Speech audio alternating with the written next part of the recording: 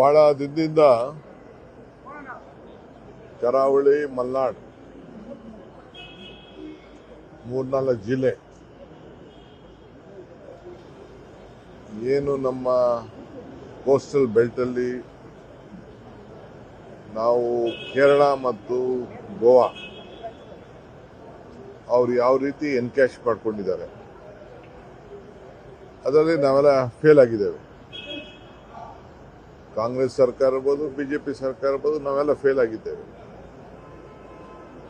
ಜನ ವಲಸೆ ಹೋಗ್ತಾ ಇದ್ದಾರೆ.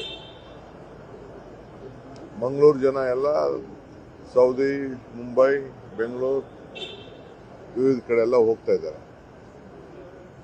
ಬಟ್ ಇಲ್ಲಿರುವಂತ ಒಂದು ಪ್ರಕೃತಿ ಸಂಪತ್ತು 300 ಚಿಲ್ಲರೆ ಕಿಲೋಮೀಟರ್ ಏನಿದೆ, ಇದನ್ನ ಸರಿಯಾದ ರೀತಿಯಲ್ಲಿ ನಾವು ಬಳಸ್ಕೊಳ್ತಾ ಇಲ್ಲ.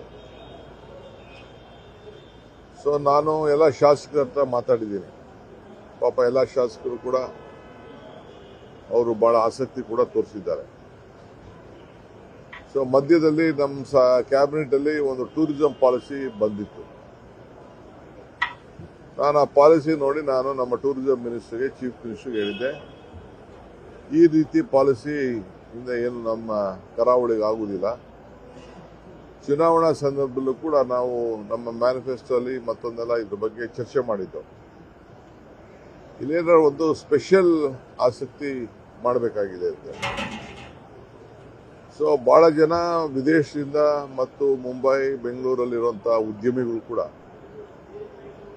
ತನ್ನ ಸ್ವಂತ ಊರು, ಬದುಕದ ಊರು, ಹುಟ್ಟೂರು, ನಾವು ಏನಾದ್ರು ನೀವು ನಮಗೆ ಸಹಕಾರ ಕೊಟ್ಟರೆ ನಾವು ಇನ್ವೆಸ್ಟ್ಮೆಂಟ್ ಮಾಡ್ತೀವಿ ಅಂತ ಅನೇಕರು ವ್ಯಕ್ತಪಡಿಸಿದ್ದಾರೆ.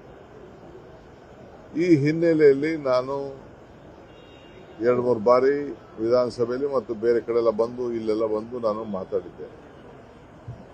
ಆಮೇಲೆ ಇಲ್ಲಿರುವಂತ ಹುಡುಗರು ಇದೆಯಲ್ಲ, ಯಂಗ್ಸ್ಟರ್ಸ್, ಅವರೆಲ್ಲ ಬಹಳ ಪ್ರಜ್ಞಾವಂತರು ಕೂಡ ಇದ್ದಾರೆ, ಕೆಪಾಸಿಟಿ ಇದ್ದಾರೆ.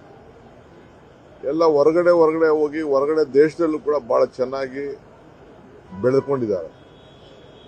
ಅವರು ಎಲ್ಲ ಪಾಪ ನೀವು ಮಾಡೋದ್ರಿಂದ ನಮ್ಗೆ ಅನುಕೂಲ ಆಗ್ತದೆ, ನಾವು ನಮ್ದೊಂದು ಫುಟ್ ಪ್ರಿಂಟ್ನ ನಮ್ಮೂರಿನಲ್ಲೇ ಇಡಬೇಕು ಅಂತ ಆಸೆ, ನಮ್ಮ ಜನ್ಮ ಕೊಟ್ಟಂತ ಭೂಮಿ ಅನ್ನೋದು ಎಲ್ಲರೂ ಕೂಡ ಅಭಿಪ್ರಾಯ ಇದೆ.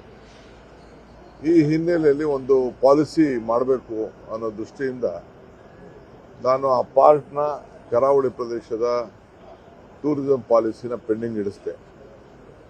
ಸೊ ನಾನೇ ಮಾಡೋದು, 4-5 ಜನ ಆಫೀಸರ್ಸ್ ಮಾಡೋದು ಅಲ್ಲ, ಕೆಲವು ಒಳ್ಳೊಳ್ಳೆ ಆಫೀಸರ್ಸ್ ಎಲ್ಲ ಹಿಂದೆ ಎಲ್ಲ DC ಆಗಿ ಕೆಲಸ ಮಾಡಿದಂಥ ಅನೇಕ ಆಫೀಸರ್ಸು ಅವ್ರ ಹತ್ರೆಲ್ಲ ನಾನು ಚರ್ಚೆ ಮಾಡಿದ್ದೇನೆ. ಅವರು ಎಲ್ಲ ಬೇಕಾದಷ್ಟು ಗುರ್ತು ಮಾಡಿ ಇಟ್ಟಿದ್ದಾರೆ. ಸೊ ಇವತ್ತು ನಾನು 12 ಗಂಟೆಗೆ ಕರೆದಿದ್ದೀನಿ.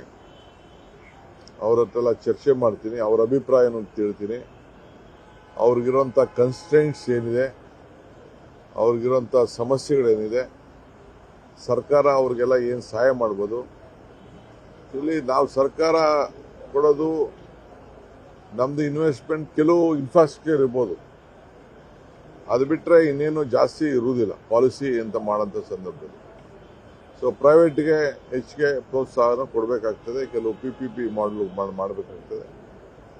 ಈ ಹಿನ್ನೆಲೆಯಲ್ಲಿ ಕೆಲವ್ರ ಹತ್ರೆಲ್ಲ ಮಾತಾಡಬೇಕು. ಮತ್ತು ಕರಾವಳಿ ಪ್ರದೇಶದ ನಮ್ಮ ಉಡುಪಿ ಇರ್ಬೋದು, ನಾರ್ತ್ ಕೇಂದ್ರ ಇರ್ಬೋದು, ಸೌತ್ ಕೇಂದ್ರ, ಸ್ವಲ್ಪ ಮಲೆನಾಡು ಭಾಗ, ಇವೆಲ್ಲ ಹೊಂದ್ಕೊಂಡಿರೋದ್ರಿಂದ ಇವ್ರ ಹತ್ರೆಲ್ಲ ಕೂಡ ಮಾತಾಡಿ ಜನಪ್ರತಿನಿಧಿಗಳು ಒಂದು ರೌಂಡ್ ಬೆಂಗಳೂರಲ್ಲಿ ಮೀಟಿಂಗ್ ಮಾಡಿದ್ದೆ.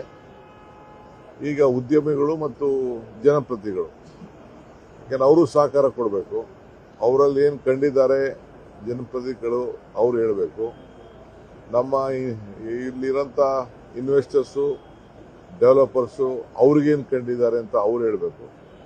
ಸೊ ಏನು ಸೂಕ್ತ ಇದೆ ಕಾನೂನಲ್ಲಿ, ಇವತ್ತು ನಾನು CRZ ಅವ್ರಿಗೂ ಕರೆದಿದ್ದೀನಿ, ಆಮೇಲೆ ಕೆಲವು ಡಿಫೆನ್ಸ್ ಅವ್ರನ್ನೂ ಕರೆದಿದ್ದೀನಿ, ಕೋಸ್ಟಲ್ ಅವ್ರನ್ನೂ ಕರೆದಿದ್ದೀನಿ, ಎಲ್ಲರೂ ಕರೆದಿದ್ದೀನಿ. ಸೊ ಅವರೆಲ್ಲ ಅಭಿಪ್ರಾಯ ಕೊಡಲಿ. ಪಬ್ಲಿಕ್ ಡೊಮೇನಲ್ಲಿ ಇಡ್ತೀವಿ, ಇದೇನು ನಾವೇನು ದೊಡ್ಡಾಗೇನು ಮಾಡೋದಿಲ್ಲ. ಆಮೇಲೆ ನಾವೆಲ್ಲ ಇದ್ರ ಬೆಲ್ಲ ಏನೇನು ಅಭಿಪ್ರಾಯ ಇದೆ ತೆಗೆದುಕೊಂಡು ಈ ರೀತಿ ಅಭಿಪ್ರಾಯ ಕೊಟ್ಟಿದ್ದಾರೆ ಅನ್ನೋದನ್ನು ನಾನು ಕೂಡ ಸಾರ್ವಜನಿಕರ ಗಮನಕ್ಕೂ ಕೂಡ ತರ್ತೀನಿ. ಇನ್ನೇನಾದ್ರು ಮಾಡಿಫಿಕೇಶನ್ ಮಾಡೋದಾದ್ರು ಮಾಡ್ತೀವಿ. ಒಟ್ಟಾರೆ ಈ ಭಾಗದ ಅಭಿವೃದ್ಧಿ, ಯಾಕೆಂದರೆ ನಾನು ತಿಳ್ಕೊಂಡಂಗೆ ಸ್ವಲ್ಪ ಹಿಂದಿದ್ದೀವಿ.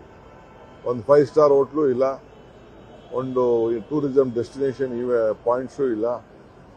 ಇವೆಲ್ಲ ಕೂಡ ಇದೆ.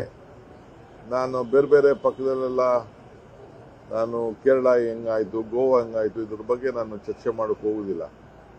ಸೊ ನಮ್ಮಲ್ಲಿರುವಂಥ ಸಂಪತ್ತನ್ನು, ನಮ್ಮಲ್ಲಿರುವಂಥ ಯುವಕರ ಏನು ಕ್ರಿಯಾಶೀಲತೆ ಇದೆಯಲ್ಲ ಅದನ್ನು ಬಳಸ್ಕೊಂಡು ನಮ್ಮ ಜನನೇ, ನಮ್ಮ ಸ್ವಂತ ಜನ ಬೆಳೀಲಿ ಅನ್ನೋದು ನಮ್ಮ ಆಸೆ.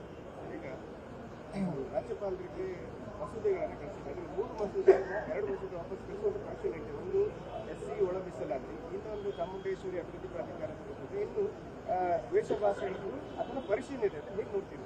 ಸಾಯಂಕಾಲ ಚೀಫ್ ಮಿನಿಸ್ಟರ್ ಬರ್ತಾರೆ, ಅವ್ರ ಹತ್ರ ಮಾತಾಡಿ. ನಿರ್ಭೀತ, ನಿಷ್ಪಕ್ಷಪಾತ, ವಿಶ್ವಾಸಾರ್ಹ ಸುದ್ದಿಗಳಿಗೆ ಮತ್ತೊಂದು ಹೆಸರಾಗಿರುವಂತ News18 ಕನ್ನಡ ಈಗ ಆಪ್ನಲ್ಲೂ ಲಭ್ಯವಿದೆ. ದಯವಿಟ್ಟು ಇಲ್ಲಿರುವಂತ QR ಕೋಡ್ ಸ್ಕ್ಯಾನ್ ಮಾಡಿಕೊಂಡು ಆಪ್ ಡೌನ್ಲೋಡ್ ಮಾಡೋದಕ್ಕೆ ಮರಿಬೇಡಿ. ನಿಮ್ಮ ಬೆಂಬಲ ಹೀಗೆ ಸದಾ ನಮ್ಮೊಂದಿಗಿರಲಿ. ಧನ್ಯವಾದ.